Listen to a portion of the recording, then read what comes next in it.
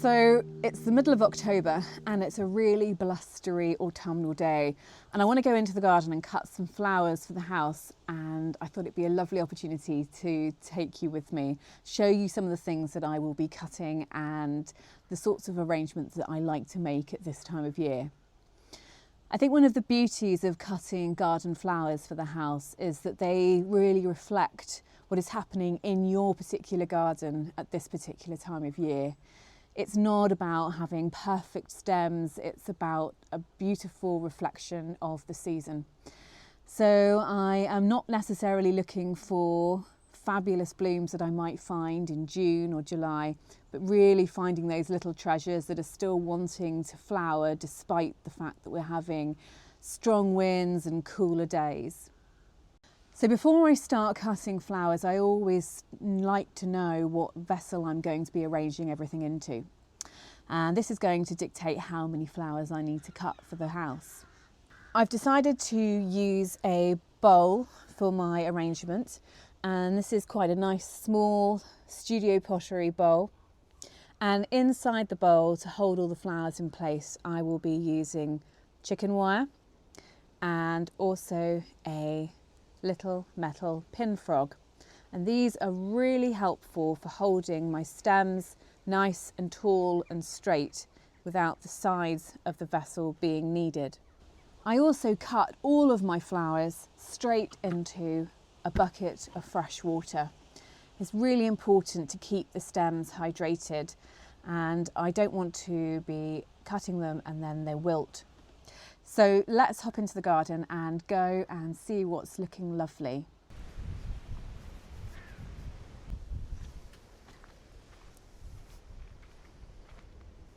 So the first thing that I've spotted as I've walked into the cutting garden are these straw flowers, which are still flowering really well. They've been flowering since about May and they are still looking full of colour.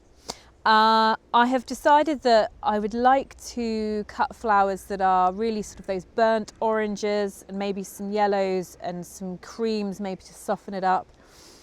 So I'm going to pick some of these, and I think these kind of creamy ones could work really well in this arrangement. And there's also some very vibrant orangey yellow ones. So I'm going to cut a few, and I think these could work really beautifully.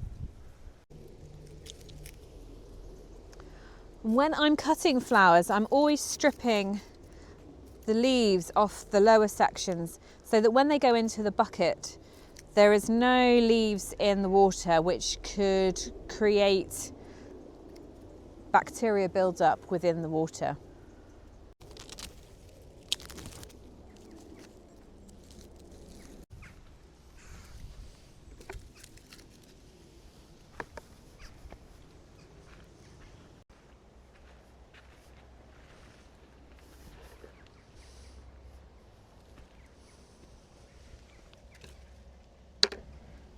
I've got some beautiful things in this particular part of the bed. I love these grasses. They're so tactile and pretty.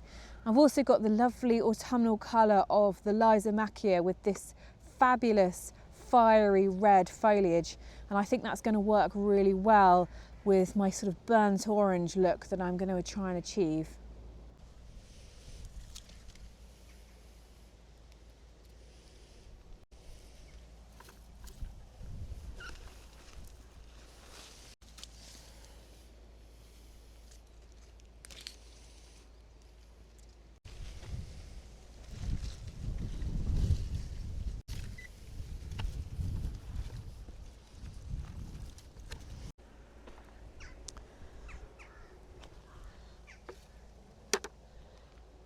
I was coming down here to pick some of these fabulous seed heads from the goldenrod. But these snapdragons have just stopped me in my tracks. They are still looking fabulous. I think they'll keep flowering probably until the first frost. Because I've kept cutting them, they've just kept sending up new flower shoots, which has been fantastic. They don't really go with the colour scheme that I was trying to put together into the bowl, but some of them are so lovely. So this very soft pink actually could work quite well with the colours that I'm choosing. So I think I'm going to have to cut some because they just look so lovely.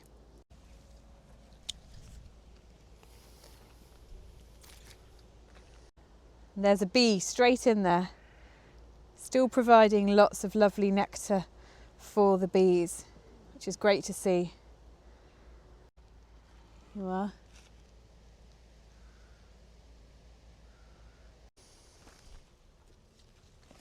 So I've got a few things now, very autumnal, but quite a lot of light things in there. I think I need a bit more orange, and I still need some seed heads. So these seed heads from the goldenrod really pick up the winter light. I love them, and they dry really beautifully. Fantastic dried flower. I actually only grow the goldenrod purely for using it for a dried flower. They're a little bit damp today, so they've got a bit of a brownness to them, but on a sunny day these would be glowing white.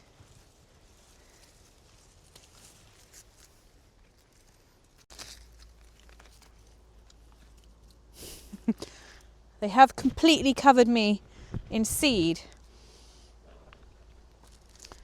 Goldenrod is quite a thuggish plant. It's one of those things that once you have it, you really need to contain it, because otherwise it will spread. I've got some pieces of timber inside this flower bed which hold it from sending its runners across, and even that's not necessarily guaranteed to keep it in place. It's a little bit like bamboo. It just loves to travel under the ground.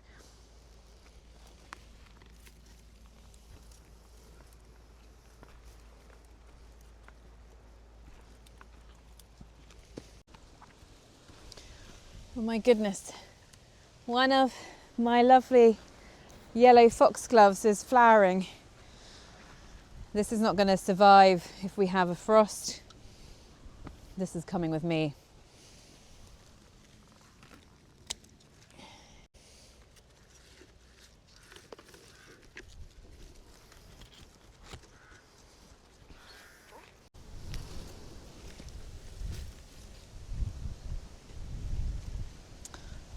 This is my achillea bed, and I planted out some new achilleas, and they really didn't get going at all over the summer, and they've held back until now, and I'm starting to get a few flowers come through. They are giving me some late colour. This one's absolutely covered in aphids, so it definitely won't be coming in the house with me, but this one seems fairly aphid free, so I think I might cut that one.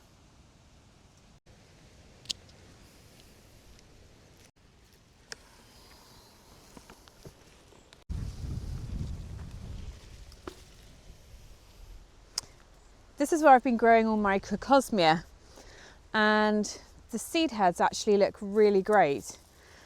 Before they turn brown, they have this lovely orangey colour, and I think that could work quite nicely to add a little bit of extra texture into my arrangement.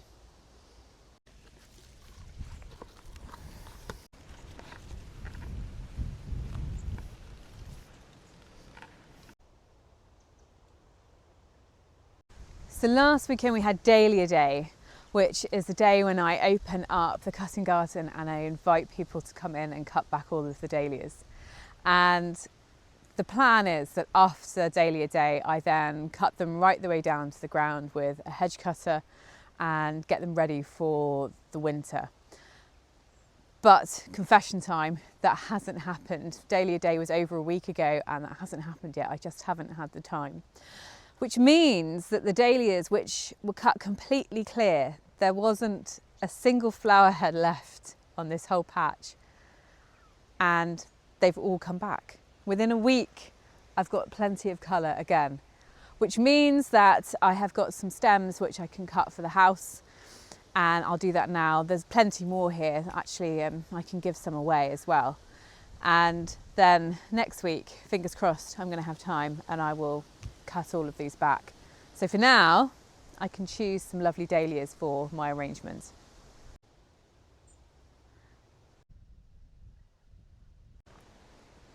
I'm just trying to figure out what to take. There's so many lovely ones. I'd love to take one of these cafe au laits. This one isn't opening properly, but actually I think that works in my favour because cafe au lait is normally one of those dahlias which is really huge. It's a dinner plate variety of dahlia. And this one isn't flowering properly, but actually it's a lovely size. It's perfect for a bowl arrangement. It's not going to swamp everything else in the arrangement. So I think I'm going to have to cut one of those. Let's see what else I can find. Oh, this is one of my favourite varieties. This is Wine-Eyed Jill. And I think this would really work with the colours that I'm trying to choose for this flower arrangement.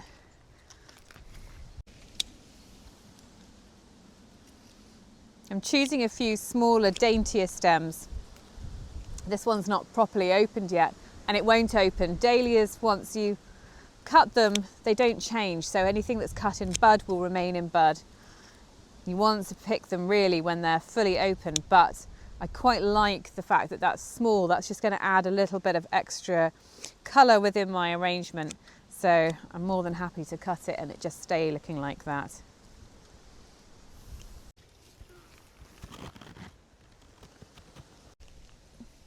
And last and by no means least, I'm going to pick some of these beautiful David Austin Roald Dahl roses because they are just so pretty and the roses aren't going to stick around for much longer, so I'm going to have to make the most of them and pick some of them.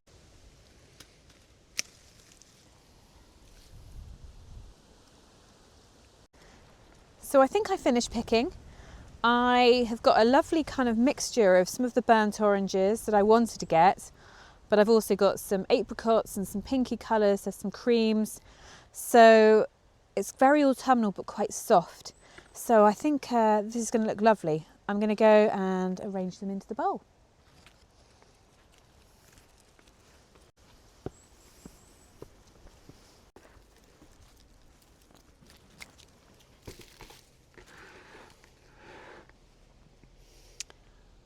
Right, so I'm going to arrange them into this little bowl. And I know there's quite a lot of flowers here. I may not use all of them. They can go into some little bud vases if I don't use them. But I will use a lot more than you perhaps think that you might need. And the chicken wire that I've put inside the bowl will really help to hold the stems in place. I could also add a little bit of tape across there just to keep that wire from slipping. But I'm hopeful that actually the bowl will do its job and it will hold it all in place today. So I'm going to start with the Lysimachia. I always like to start with the foliage and then I infill with flowers. And the Lysimachia has this fabulous red, orange foliage, and it also has the seed heads from what were the white Lysimachia flowers. I think they add a bit of extra texture and I will be keeping those on.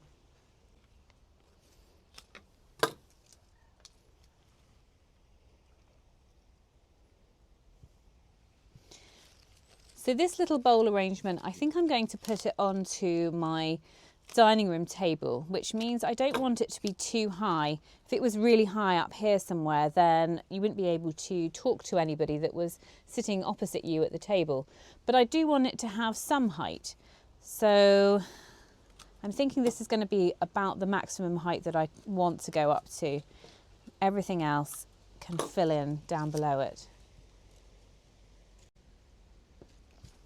I always strip off the lower leaves. Anything that's going to be going into the water needs to be stripped off because it will breed bacteria in the water, which is going to make your flowers fade much quicker.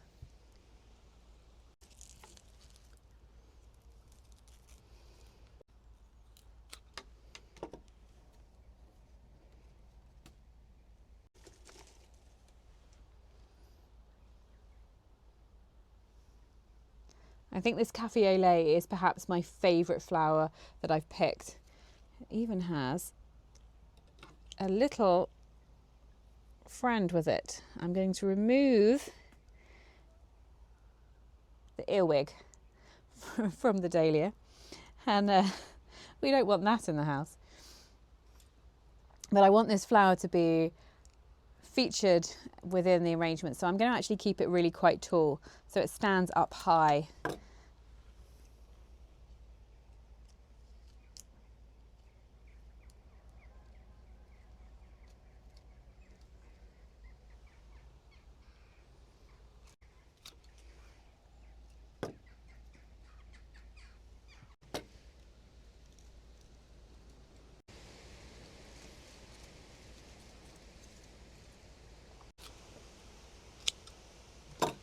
So I'm really just working my way around the bowl, filling in the gaps, and I'm adding a combination of flowers that are sitting slightly higher up and then things that are sitting lower over the neck of the bowl, so that it creates quite a nice round arrangement, but you don't want everything kind of down at the bottom or everything sitting up really high. You want to sort of fill in the gaps all the way around.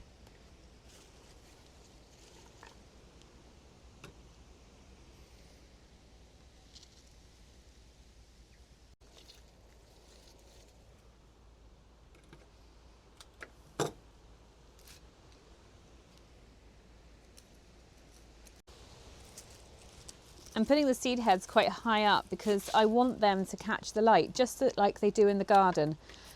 Really, I'm seeing my arrangements as being like extensions to the garden, as if I was almost creating the perfect flower bed or the perfect hanging basket. It's what I would love to choose if it was planted into the garden. I can kind of condense it into an arrangement, and I want things to catch the light, catch the eye, and the seed heads are great for that, as are the grasses, and they're just going to really add some sort of movement and some extra texture in there as well.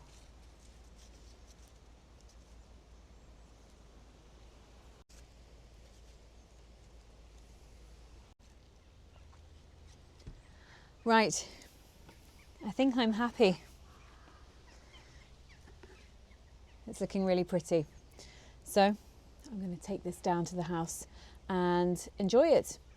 Thank you very much for joining me for making a flower bowl, and I really hope this inspires you to go out and look in your garden for some end of season treasures to celebrate the autumn.